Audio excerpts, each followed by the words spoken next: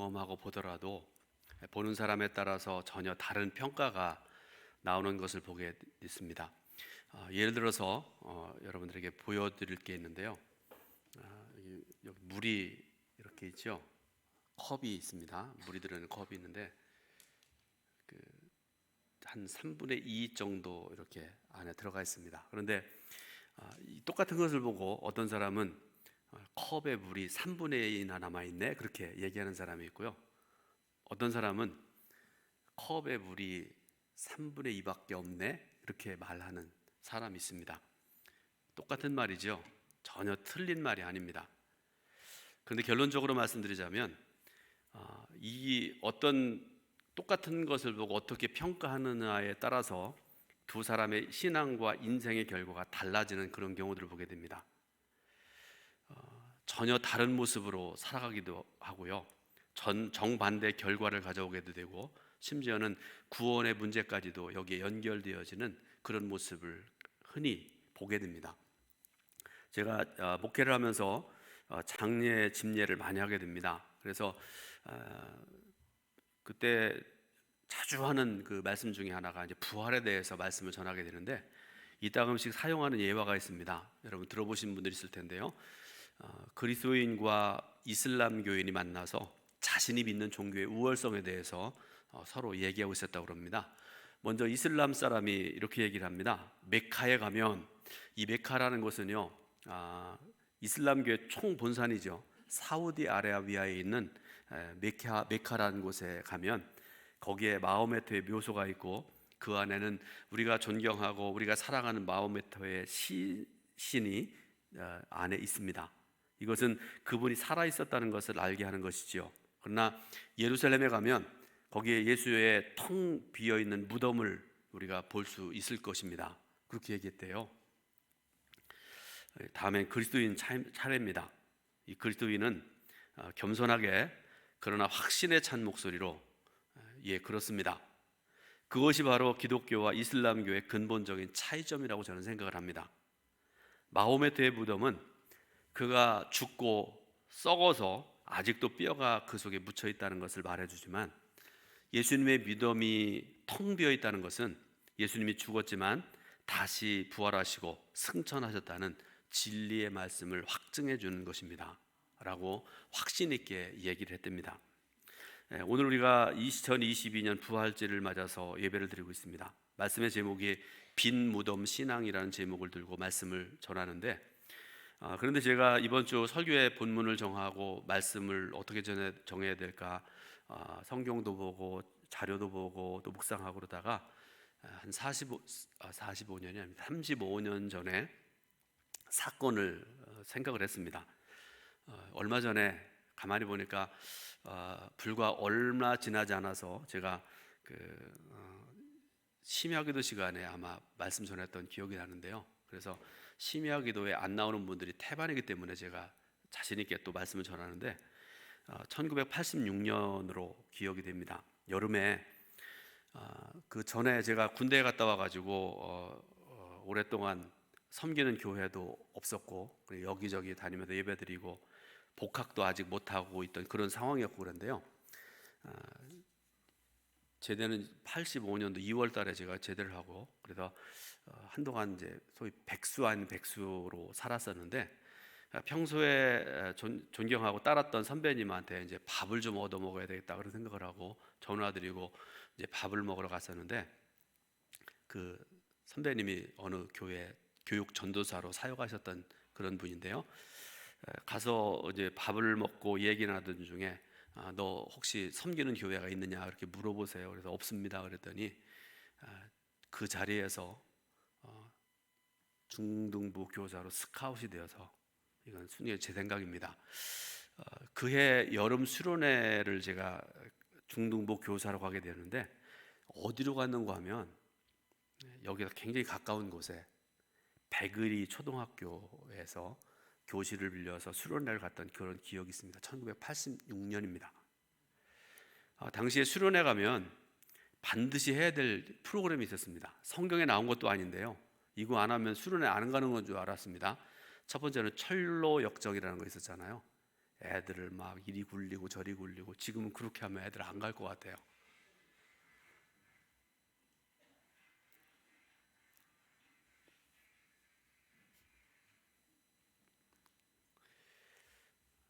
자, 담력 훈련이라는 것도 가면 꼭 했잖아요. 밤에 애들 데리고 나가서 막 놀래키고 이러는 게 또 영적으로 무슨 의미가 있는지 모르지만 그거 안 하면 수련회 안 되는 줄 알았지 않습니까? 그런데 백일이 초등학교, 제가 한번 가봐야 되겠다는 생각을 이제 말씀 준비하면서 제가 생각을 했는데, 초등학교 옆으로 작은 개천이 있었던 걸로 기억이 나고요. 그리고 개천을 건너가면 조그마한 언덕, 산은 아니라고 생각되어지고요. 작은 언덕이 있었던 것으로 기억되고, 거기에 무덤이 있어서, 공동묘지인지 뭔지 모르겠습니다. 무덤이 있었고, 그래서 제가 보기에는 담력 훈련을 하기 아주 적당한 것이었다 생각을 했고요. 그래서 전수사님이 저한테 그 담당을 맡겨 주셔가지고 제가 다 이렇게 미리 가서 무덤과 무덤 사이에 이렇게 하면 되겠다 저렇게 하겠다 해가지고 다 준비를 했습니다. 그런데 담력 훈련하는 그날에 밤에 비도 조금 왔었던 날이었던 걸로 기억나고요. 깜깜한 밤이었습니다. 담력 훈련하기에 정말로 적당한 그런 밤이었습니다. 지금 생각으로 무덤 몇 개를 지나면서 프로그램을 진행하면서 아마 여학생들 몇 사람이 거의 기절했던 그런 기억이 나는데요. 여러분 한번 생각을 해보시기 바랍니다. 지금도 우리가 비 오는 밤에, 별이나 달빛조차 없는 밤에 혼자 무덤을 가거나 혹은 공동묘지를 지나간다고 생각을 할 때, 혹시 여러분들 중에 뭐 그까짓 거 뭐 그러면서 담대하게 지나갈 수 있는 그런 분들이 몇 사람이나 될까요? 많은 사람들이 무덤을 가리켜서 혐오시설이라 이렇게 얘기를 하죠. 무덤이 하나 있든지 공동묘지든지 납골당이든지 추목장을 하는 곳이든지 화장터든지 이런 것들이 내 마을에 들어오면 죽기를 결단하고 반대하잖아요. 혐오시설 들어오면 안 된다고. 자, 그러면 세상은 그렇게 생각을 하고 그렇게 살아가는데 성경은 어떻게 말씀하실까? 성경도 무덤을 혐오시설로 바라보는가? 이것도 중요하지 않습니까? 지금부터 약 2000년 전에 세 여인이 무덤을 찾아갑니다. 오늘 1절에 기록하는 그런 말씀인데, 막달라 마리아와 야고보의 어머니 마리아와 그리고 살로메라는 여인이 무덤을 향해 갑니다. 이들은 안식일이 지나고 새로운 일주일을 시작하는 첫날, 주일입니다. 이 아침 시간에 예수님의 무덤을 찾아간 것이죠. 그런데 여러분, 이 사건이 있었던 그 이전의 상황을 여러분들 한번 생각해 보시기 바랍니다. 예수님께서 무기력하게 십자가에 달려 돌아가셨을 때 그 곁에 아무도 없었죠. 그 12제자 다 도망가 버렸고요. 예수님께서 예루살렘 성에 입성하실 때 손에 종려나무 가지를 흔들면서 호산나 호산나 외쳤던 그 수많은 백성들 한 사람도 남김없이 다 도망가 버렸습니다. 그 누구도 장례를 치르려고 하는 사람들이 없었습니다. 그런데 그럴 때 아리마대 요셉이라는 사람이 나서서 빌라도 총독에게 예수님의 시체를 달라고 아주 담대하게 얘기를 합니다. 그런데 43절 말씀을 보게 되면 아리마대 요셉이 총독에게, 성경에 분명히 나와 있는 말씀인데요, 당돌히 요청했다 이렇게 말씀을 하고 계세요. 당돌하다라는 말, 여러분 신약 성경이 헬라어로 기록이 되어 있는데요, 헬라어 뜻을 보게 되면 이 당돌하다라는 말이 무슨 뜻인가 하면 두려움이 있음에도 불구하고 위험을 무릅쓰고 모험을 한다라는 뜻을 가진 그런 말입니다. 오늘 예수 믿는 사람에게도 반드시 필요한 말씀입니다. 무슨 말씀인가 하면 두려움과 위험과 고통까지도 무릅쓰고 주님을 위해서 모험하고 헌신하는 믿음이 현대 그리스도인들에게 얼마나 있는가를 우리가 생각을 해봐야 됩니다. 여러분 신앙을 한번 생각을 해보세요. 내가 주님을 위해서 두려움을 무릅쓰고 주님을 위해서 위험도 무릅쓰고 주님을 위해서 고통까지도 무릅쓰고 헌신하고 충성하는 그런 신앙인인지, 어떤 경우에 조금만 주님을 섬기면서 내가 손해보는 것 같으면 아니야 그러면서 돌아가고 심지어는 예수님을 버리기까지 하는 그런 사람들이 많은 현대 그리스도인들입니다. 그런데 귀한 것은요, 아리마대 요셉의 당돌한 요구에 빌라도 총독이 응했다는 것입니다. 요셉은 예수님의 몸을 깨끗이 닦지도 못하고요, 세마포로 대충 싸서 자기 소유의 바위 동굴 무덤에 안치한 후에 돌을 굴려서 무덤의 문을 막아두었습니다. 그런데 아리마대 요셉의 그 장례의 모든 절차를 유심히 바라보는 여인들이 있었는데, 그게 누군가 하면 조금 전에 말씀드렸던 1절에 나와 있는 막달라 마리아, 야고보의 어머니 마리아, 그리고 살로메였습니다. 이 여인들은 그 모습을 보면서 마음이 너무나 아팠습니다. 채찍에 맞으시고 가시면류관에 찢기시고 창에 찔려서 상한 주님의 몸이 제대로 수습되지도 못한 채로 대충 장사 지낸 것이 너무나 안타까웠습니다. 그래서 1절 말씀해 보게 되니까 그들이 향품을 샀다 이렇게 말씀을 하잖아요. 닦아드리려고, 정식으로 장례를 치러드리려고 그 모든 것들을 했다, 그런 말씀 아닙니까? 그런데 하필이면 그 다음날이 안식일이어서 어쩔 수 없이 안식일이 지나기를 기다렸다가 안식일이 지난 다음 새벽 아침 일찍으로 무덤으로 달려간 것입니다. 여인들은 무덤으로 달려가면서 한 가지 걱정이 생겼습니다. 돌무덤이라고 그랬잖아요. 그리고 그 무덤을 가로막은 것이 돌문이라고 말씀드렸잖아요. 힘이 있는 남자들이라면 몰라도 여자들이 그 돌문을 어떻게 치울까, 이 근심이 생겨났다, 그런 말씀이죠. 그런 면에서 성경에 나오는 무덤도 그다지 즐거운 장소가 아니었던 것 같습니다. 슬픔과 눈물과 패배의 자리였다는 것을 알 수 있고요, 살아있는 자와 죽은 자를 철저히 갈라놓는 장소가 성경에 나오는 무덤이었던 것 같습니다. 자, 염려하면서 슬픔을 가지고 무덤으로 달려간 여인들, 누가 무덤의 돌문을 굴려줄까? 어떻게 할까? 근심을 가지고 갔습니다. 그런데 이게 무슨 일입니까? 무덤을 가로막고 있어야 될 돌이 굴려져 있는 것입니다. 여인들은 깜짝 놀랐습니다. 그래서 조심스럽게 무덤 안으로 들어가는데 거기에 한 청년이 앉아있는 모습을 보게 되죠. 어떤 사람은 예수님이라고 생각하는데 예수님 아닙니다. 천사입니다. 그 청년이 6절에서 이렇게 말씀을 합니다. 놀라지 말라. 너희가 십자가에 못 박힌 나사렛 예수를 찾는구나. 그가 살아나셨고 여기 계시지 아니하니라. 보라, 그를 두었던 곳이니라. 그러면서 예수님께서 누워 계셨던, 시체가 누워있던 그 돌을 가리켜 보여주고 있습니다. 여러분, 신앙생활하면서 복음이 무엇인가를 우리가 분명히 알아야 되고 복음을 고백을 하고 살아가야 되는데, 여러분, 이게 바로 복음이라고 저는 생각을 합니다.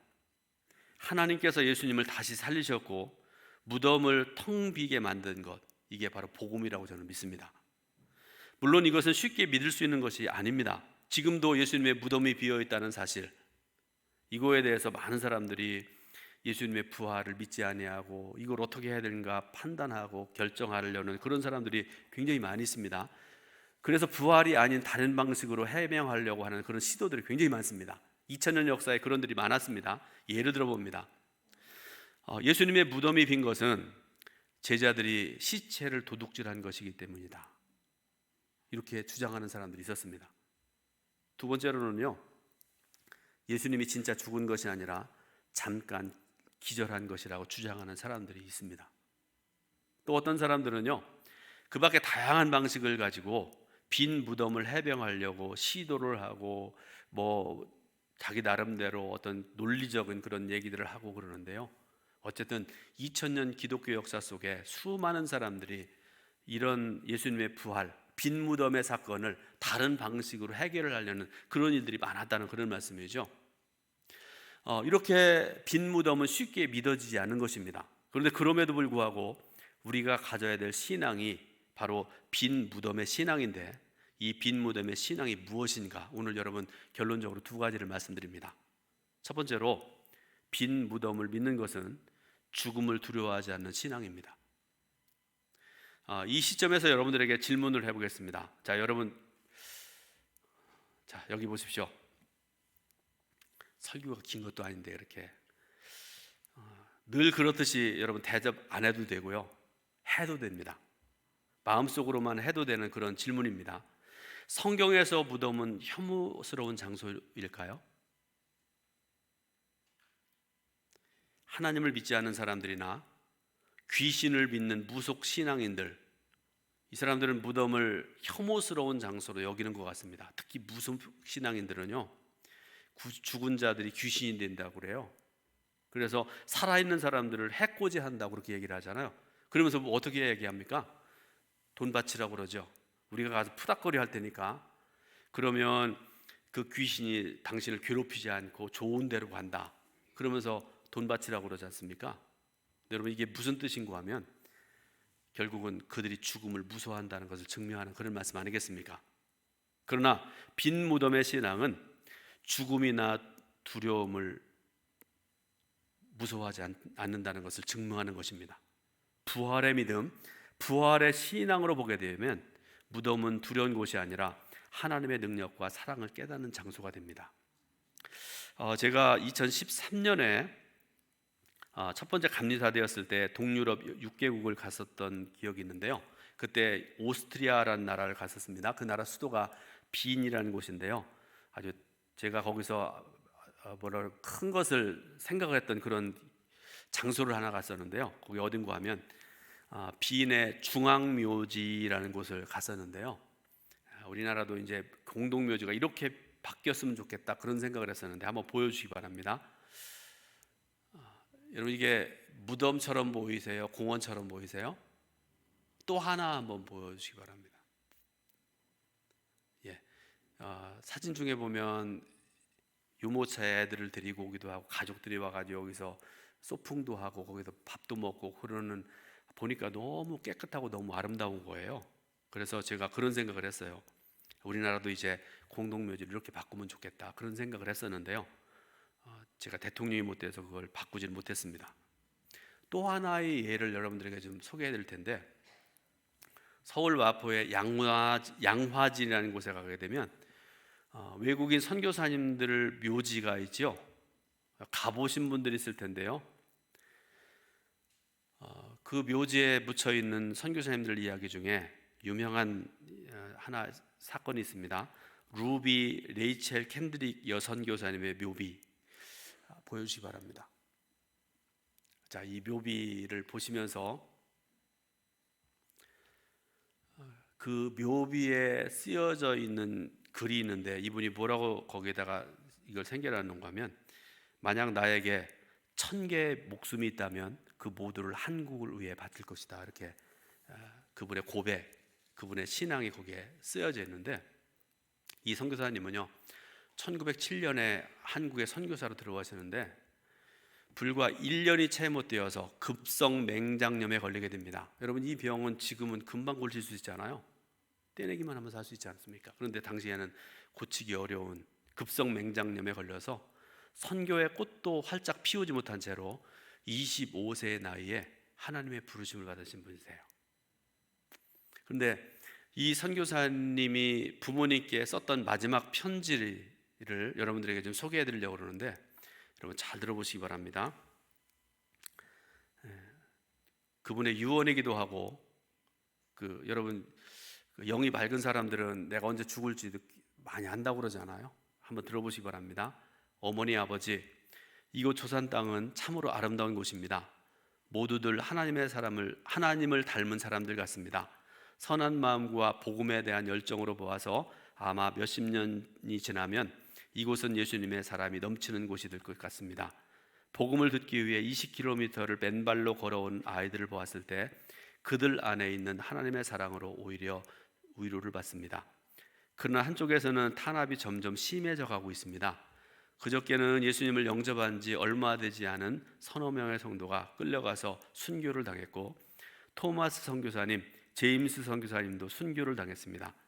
선교본부에서는 철수하라는 지시가 있었지만 대부분의 선교사님들은 한국의 성도들과 함께 숨어서 예배를 드리고 있습니다. 그들은 모두가 순교를 할 작정인가 봅니다. 오늘 밤은 유난히도 고향으로 돌아가고 싶은 마음입니다. 미국의 텍사스인가 그쪽에 출신 선교사님이세요.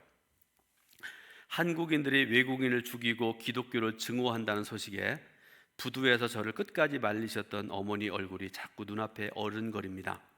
아버지, 어머니, 어쩌면 이 편지가 마지막이 될지 모르겠습니다. 제가 이곳에 오기 전에 집 뒤뜰에 심었던 한 알의 씨앗이 이제 내년이면 꽃으로 활짝 피겠지요. 저는 이곳에 작은 씨앗이 되기로 결심했습니다. 제가 씨앗이 되어 이 땅에 묻히게 되었을 때 아마 하나님의 시간이 되면 조선 땅에는 수많은 꽃들이 피고 그들도 여러 나라에서 씨앗이 될 것입니다. 저는 이 땅에 저의 심장을 묻겠습니다. 바로 이것이 저의 조선을 향한 열정이 아니라 하나님이 조선을 향한 열정이라는 것을 알게 되었습니다. 아버지, 어머니 사랑합니다. 여러분, 어떻게 이런 헌신이 가능했을까요? 그 여인에게 부활 신앙이 있었기 때문에 그렇습니다. 빈 무덤 신앙이 있었기 때문에 그렇습니다. 그렇다면 이런 선교사님들의 묘를 우리가 혐오 시설이라고 그렇게 얘기할 수 있을까요? 저는 그렇게 생각하지 않습니다. 이 묘소는 부활을 실제적으로 공부하는 살아있는 영적인 교실일 것임에 틀림이 없습니다. 두 번째로 빈 무덤 신앙은 갈릴리로 돌아가는 신앙입니다. 무덤에서 만난 천사는 새 여인에게 예수님이 부활하셨다는 소식을 전합니다. 그리고 예수님이 먼저 갈릴리로 가셨으니 그 소식을 제자들에게 전하라, 이렇게 말씀을 합니다. 그런데 의문이 생기죠.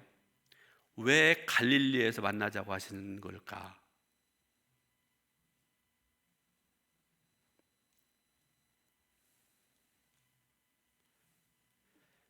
마가복음의 전체 맥락을 보게 되면 제자들은 예수님에 대해서 늘 오해하는 삶을 살았습니다. 제자들은요, 예수님의 상반된 두 가지 모습을 하나로 받아들이기 굉장히 어려웠어요. 예를 들면 이런 겁니다. 한편에서는 예수님께서 사탄을 이기시고 병자를 고치시는 아주 강력한 메시아로서의 예수님의 모습을 보여주고 계시죠. 그런데 또 다른 한편에서는 힘없이 죽는 어린 양 같은 예수님을 보게 됩니다. 사람들이 욕을 해도 십자가에 매달아도 아무런 반응을 보이지 아니하고 죽어가시는 예수님의 모습, 어린 양 같은 예수님의 모습을 보게 되죠. 여러분 생각은 어떠세요? 한편으로는 지극히 강력한 전능자의 모습인데 한쪽에는 어린 양 같은 그런 모습이잖아요. 어느 게 진짜인가? 그런 생각 안 드십니까? 당시 예수님의 제자들에게도 이런 상반된 모습이 한 예수님 안에 있었는지 의문스러웠다는 그런 말씀 아니겠습니까? 그러면 갈릴리로 가라는 천사의 명령은 어떤 의미일까? 지금까지 있었던 수많은 사건들을 빈 무덤의 관점에서 다시 바라보라는 그런 말씀이죠. 부활의 관점에서 모든 것을 바라보라는 그런 말씀입니다. 그러면 너희들이 가지고 있던 예수님께 대한 오해가 다 풀릴 것이고 예수님이 어떤 분이신지를 분명히 너희들이 알게 될 것이다 라는 그런 말씀이죠. 그러면 성도 여러분, 신앙생활 하시면서 예수님께 대해서 오해하지 말길 바랍니다. 어떤 사람은요, 예수님을 내 재산의 관리자로 생각하는 분이 있는 것 같아요. 하나님, 제가 재산이 이렇게 있는데, 제 땅이 이렇게 있는데, 아파트가 몇 채인데, 제가 예금이 얼마인데, 하나님 이거 사라지지 않게 도와주세요. 그런 기도 안 하십니까? 어떤 분들은요. 어떤 사람은 명예나 권력이나 세상을 출세를 보장해주는 그런 분으로 예수님을 오해하는 사람도 있습니다. 저 승진해야 됩니다. 저 이번에 반드시 당선돼야 됩니다. 이렇게 생각하는 그런 사람도 있지요. 또 어떤 사람은요, 예수님을 정치적인 혁명을 일으키는 혁명가로 생각하는 사람도 있어요. 이 나라 이렇게 더럽고 추하고 그런데 하나님 뒤집어져야 됩니다. 그러면서 막 기도하고 막 그러는 사람도 있지 않습니까? 그러나 여러분, 천만의 말씀입니다. 오해입니다. 예수님은 하나님의 아들이시고 그리스도이십니다. 이 세상의 주님이시고 모든 만물을 다스리는 분이십니다. 하나님과 동등한 분이시지만 저와 여러분들을 구원하시기 위해서 인간 되어 세상에 오셨고 십자가에 달리신 분이 바로 예수님이십니다. 그리고 우리에게 영원한 생명 주시기 위해서 부활하시고 영원한 생명을 가신 저와 여러분들의 주님 되신 예수님을 믿으시길 바랍니다. 이것을 확인하는 자리가 빈 무덤이고 부활입니다. 그러므로 새 여인에게 주어진 사명은 이 소식이, 곧 무덤이 비어 있다는 소식, 예수님께서 죽음을 이기시고 부활하셨다는 이 엄청난 소식을 사람들에게 전하는 것, 이것이 바로 이들에게 주어진 사명입니다.